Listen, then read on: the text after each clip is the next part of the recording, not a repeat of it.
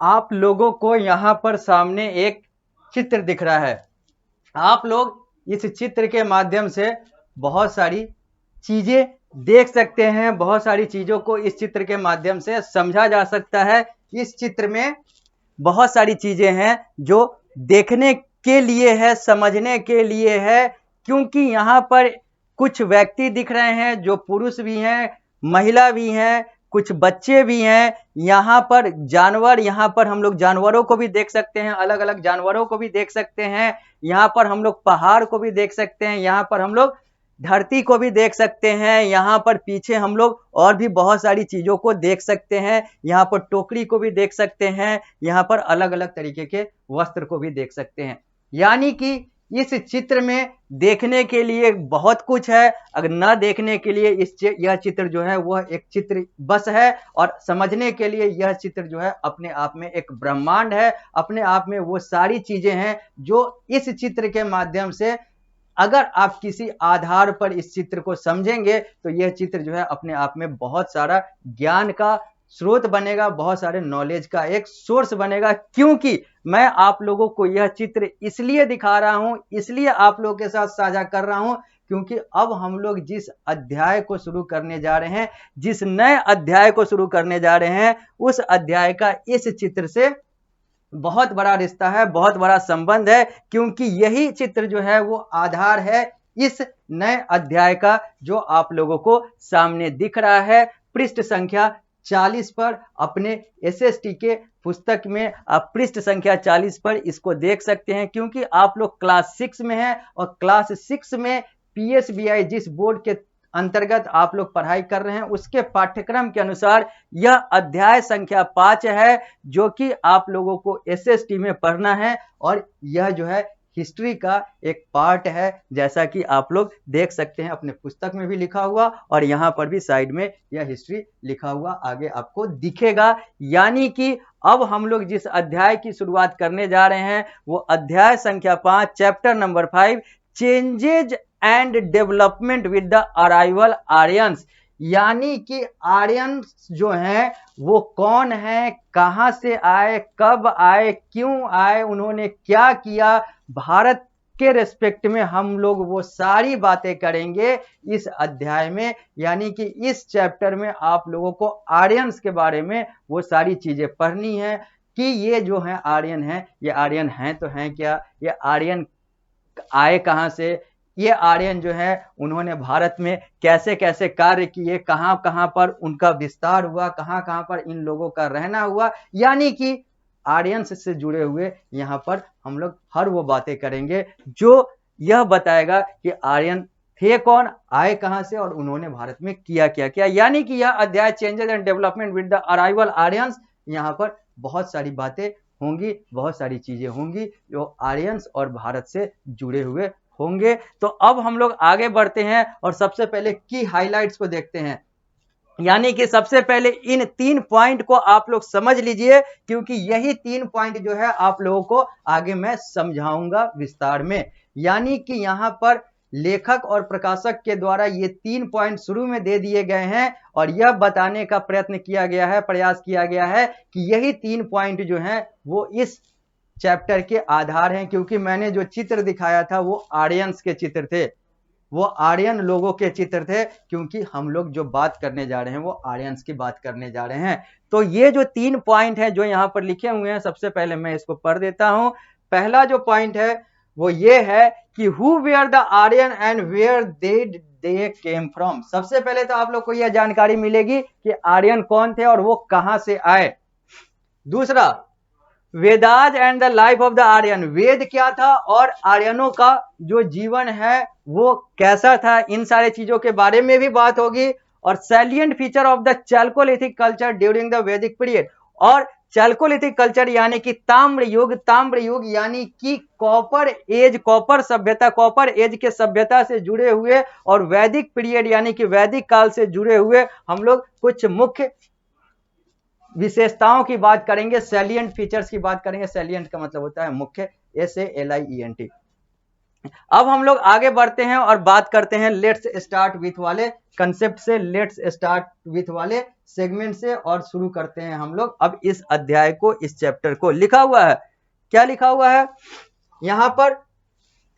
कुछ लोग हैं जो यहां पर इस चित्र में दिख रहे हैं। यहां पर एक, यह जो व्यक्ति दिख रहा है वो शायद यहाँ पर शिक्षक होगा, और यहाँ पर जो सामने जो बैठे हुए हैं वो सब विद्यार्थी हैं। यहाँ पर एक जो खड़ा है ये भी शायद विद्यार्थी है। अब ये कौन क्या है, अब हम लोग इसके जो लेख हैं उसको पढ़ेंगे तो ये सारी चीजें क्लियर होंगी। लिखा हुआ है, can anyone tell me what Vedas are? यह जो व्यक्ति है, यानी कि अब यहाँ पर यह साफ साफ क्लियर हो जाता है कि यह जो है एक शिक्षक है, एक टीचर है, जो अपने विद्यार्थियों से पूछ रहा है कि क्या आप लोगों में से कोई यह बता सकता है कि वेद क्या है? तो इधर से जवाब आता है एक विद्यार्थी का। अब एक विद्यार्थी जो इसका जवाब देता है, जो इसका उत्तर देना चाहता है, जो इसका उत्तर देता है, उसको शिक्षक के द्वारा सामने बुलाया जाता है, खड़ा करके इसका उत्तर दिवाया जाता है। तो इन्हीं 6 में से एक व्यक्ति, एक विद्यार्थी जो है वो यहाँ पर खड़ा होकर वेद के बारे में बता रहा है। तो क्या बताया वो विद्यार्थी? Vedas are the sacred text of the Hindu. Veda जो है वो हिंदू धर्म का एक पवित्र ग्रंथ, या फिर कहें तो पवित्र जो लेख है वो है।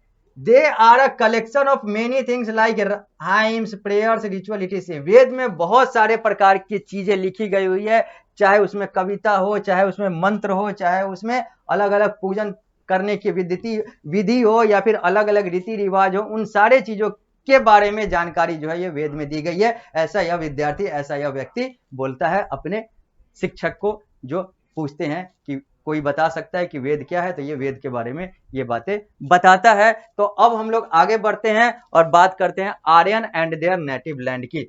सबसे पहले हम लोग बात करेंगे Aryan and their native land. ये आर्यन कौन थे और उनका जो मूल घर था, मूल जो जमीन था, कहां से वो आए थे, अब सबसे पहले उसकी बात करते हैं। तो सबसे पहले हम लोग बात करते हैं Aryans and their native land. उनका जो मूल, वो कहाँ के निवासी थे, मूल घर उनका कहाँ था, यानी कि वो मूलतः कहाँ के थे, इनकी अब बात करेंगे। सबसे पहले देखते हैं कि आर्यंस कौन थे। The Indus valley civilisation started declining by 1500 BC and that one of the possible reason for it might have been the invasion of Aryan. जैसा कि हम लोगों ने पिछले चैप्टर में देखा था इंडस वैली सिविलाइजेशन में, कि इंडस वैली सिविलाइजेशन का पतन माना जाता है कि 1500 BC के समय शुरू हुआ। और इसमें से एक कारण जो हम लोगों ने एक पॉसिबिलिटीज के तौर पर देखा था वो ये था कि शायद आर्यन आए होंगे, इसके कारण से इंडस वैली सिविलाइजेशन समाप्त हो गया। उनका आक्रमण जिसके कारण से लोग परेशान हुए, या फिर वहां से मूव कर गए, या फिर वहां से भाग गए, या फिर वहां पर मैसेकर हो गया, यानी कि नरसंहार हो गया। यानी कि अराइवल ऑफ द आर्यन एक बहुत बड़ा कारण हो सकता है declining of the Indus valley civilisation का। वही चीज फिर यहां पर कही जा रही है, क्योंकि यह चैप्टर जो है वो आर्यन का है। The Aryan probably belonged to central Asia from where they migrated to different part of the world. Aryan basically कहां के थे, नेटिव लैंड इनका कहां का था, ये मूलतः कहां के थे, तो ये मध्य एशिया के थे। और ये वहां से अलग अलग जगह पर, दुनिया के अलग अलग जगह पर विस्थापित हुए, अलग अलग जगहों पर गए और वहां पर इन लोगों ने अपना जीवन जिया। The migration was probably because the pastoral land of Central Asia became dry and barren and there was an increase of population. अब ये लोग विस्थापित क्यों हुए, ये लोग अपने जगह को क्यों छोड़ा, इन लोगों ने अपने जगह से माइग्रेट क्यों किया, तो उसके कुछ कारण यहाँ पर दिए गए हुए हैं कि ये माना जा सकता है कि वहां पर जनसंख्या बहुत ज्यादा हो गई थी, वहां पर जो धरती था वो उतना उपजाऊ नहीं रहा था, सूखा हो गया था या फिर बंजर हो गया था, जिसके कारण से जो लोग हैं वो दूसरे जगह पर निकल गए ताकि वो सही तरीके से अपना जीवन जी सके। तो इनके माइग्रेशन का एक कारण ये भी हो सकता है।